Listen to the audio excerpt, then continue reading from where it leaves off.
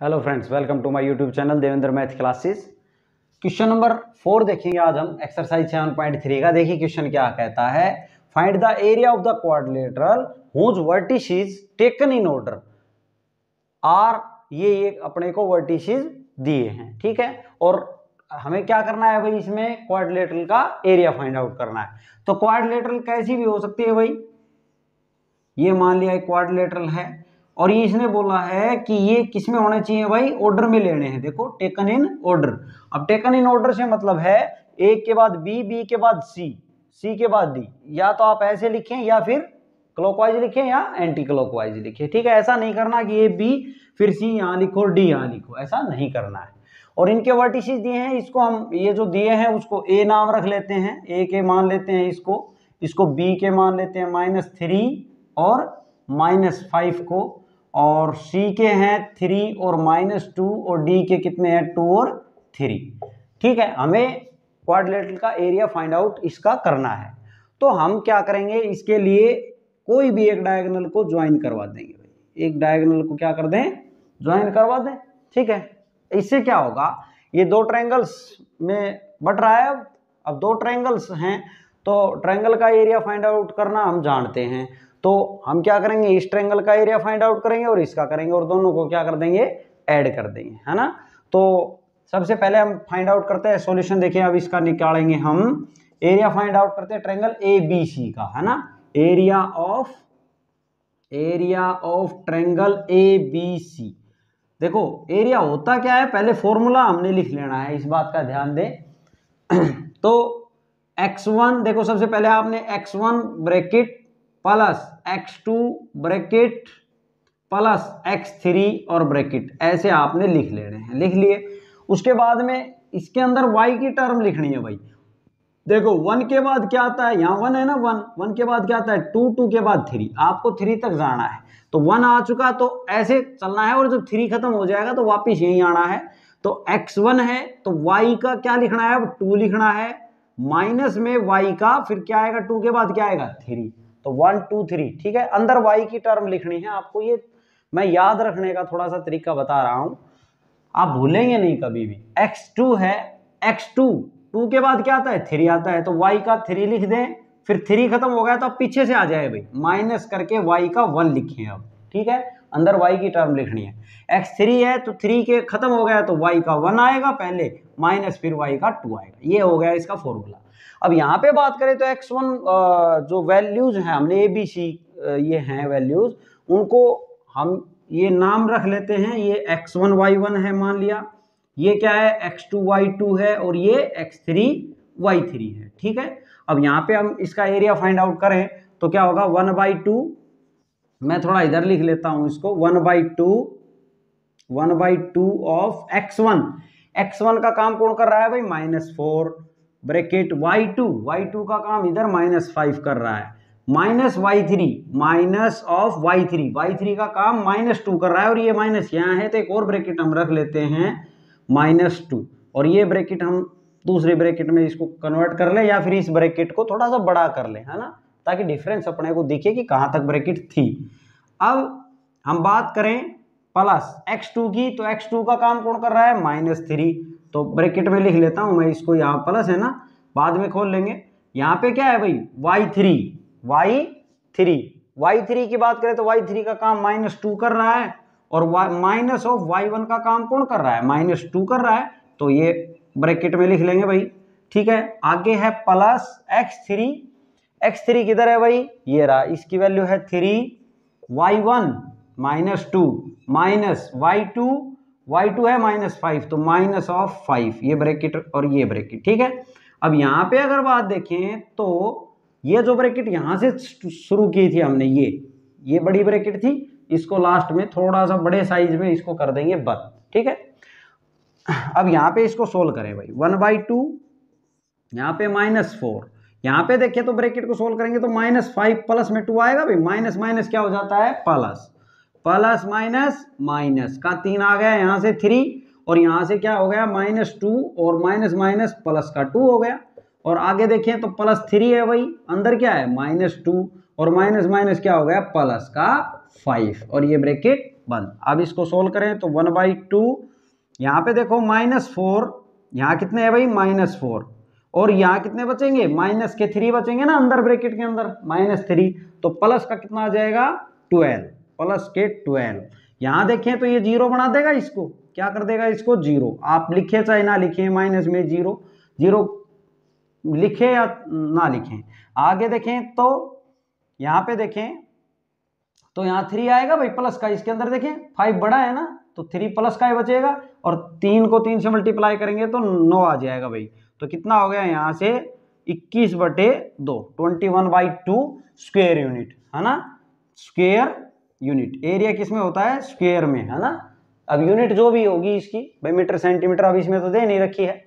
अब यहाँ पे बात करते, देखो ये मैंने समझाने के लिए आपको बताया था, ये आपको नहीं लिखना है। अब देखते हैं हम, अब हम एरिया फाइंड आउट करेंगे एसीडी का। कौन सी ट्रायंगल का, देखो इस ट्रायंगल का हमने फाइंड आउट कर लिया, अब इस ट्रायंगल का फाइंड आउट करते हैं हम। एरिया ऑफ ट्रायंगल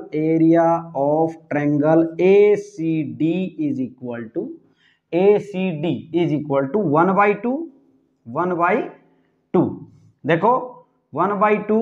अब यहाँ पे हम इनको जो है एसीडी वालों को मान लेंगे। यहाँ पे इसको मैं ले लेता हूँ x2 y2। देखो मैं थोड़ा सा डिफरेंट ले रहा हूँ भाई, आपके लिए मैं क्या लेता हूँ, थोड़ा सा डिफरेंट लेता हूँ। वैसे इससे आपको ज़्यादा ध्यान में रहेगी ये बात कि मैंने लिया है। देखो x1 y1 है, इसको मैं x2 y2 का काम करवाता हूँ और इससे x3 y3 का करवाते हैं, ठीक है। यहाँ पे ट्रायंगल ACD कह दें या ADC कह दें आप, मैं यहाँ लिख रहा हूँ ADC ट्रायंगल है, तो वही ट्रायंगल, कोई बात नहीं है।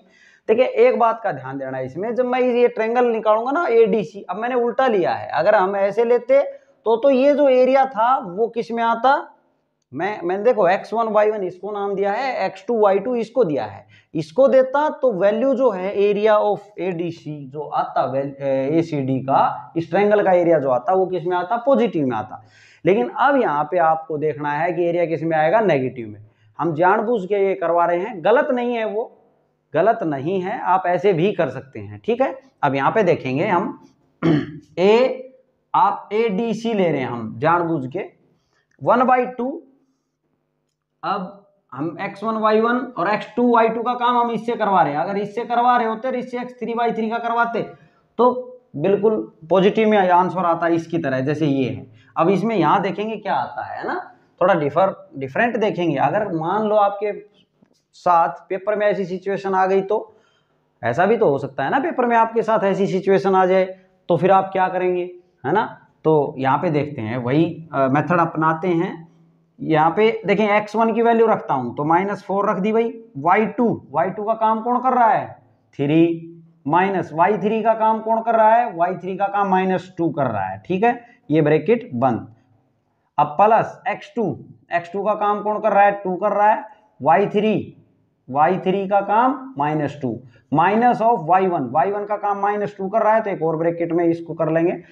आगे देखिए प्लस x3 का काम कौन कर रहा है भाई, 3, y1 का काम कौन कर रहा है, y1 -2, और माइनस ऑफ y2 का काम कौन कर रहा है, माइनस तो फॉर्मूले में, और y2 का काम 3 कर रहा है, ठीक है, हमने ब्रैकेट बंद। अब इसको सोल्व करें तो 1/2, यहां से -4 इंटू, देखो माइनस प्लस हो गया, और 3 और 2 कितना हो गया 5, प्लस 2 इंटू, यहां पे देखे तो माइनस प्लस हो गया, और -2 और +2 क्या हो गया 0, प्लस 3 इंटू माइनस का 5 आएगा भाई यहाँ, ठीक है। अब यहाँ पे देखें तो अपना जो है वो क्या दिख रहा है हमें, 1/2 और माइनस का 20 और माइनस का 15 आया है ना, ये तो 0 ही हो गया। यहां से आया -35/2, कितना आया, -35/2।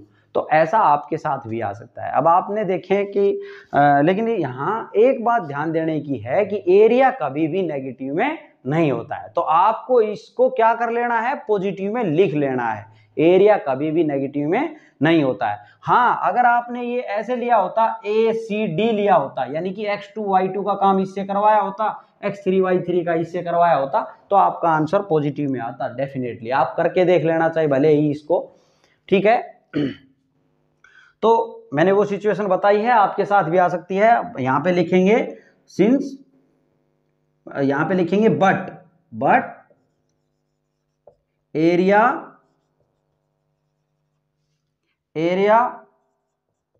Will not be negative.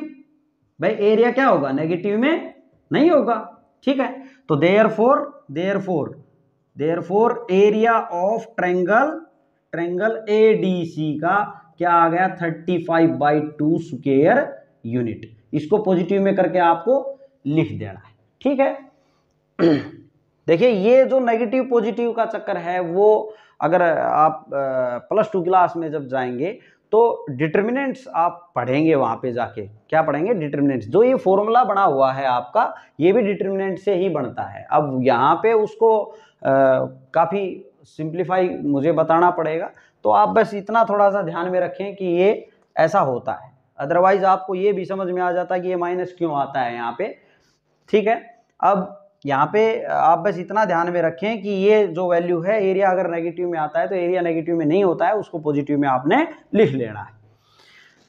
अब हमें करना क्या था, फाइनली एरिया क्वाड्रिलेटरल का निकालना था। तो देयरफॉर अब निकालेंगे एरिया ऑफ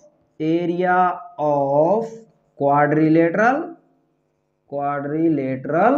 कौन सी क्वाड्रिलेटरल का भाई, ABCD का, is equal to area of triangle, कौन सी ट्रायंगल, ये ऊपर वाली ABC plus area of triangle कौन सी, ADC, ठीक है।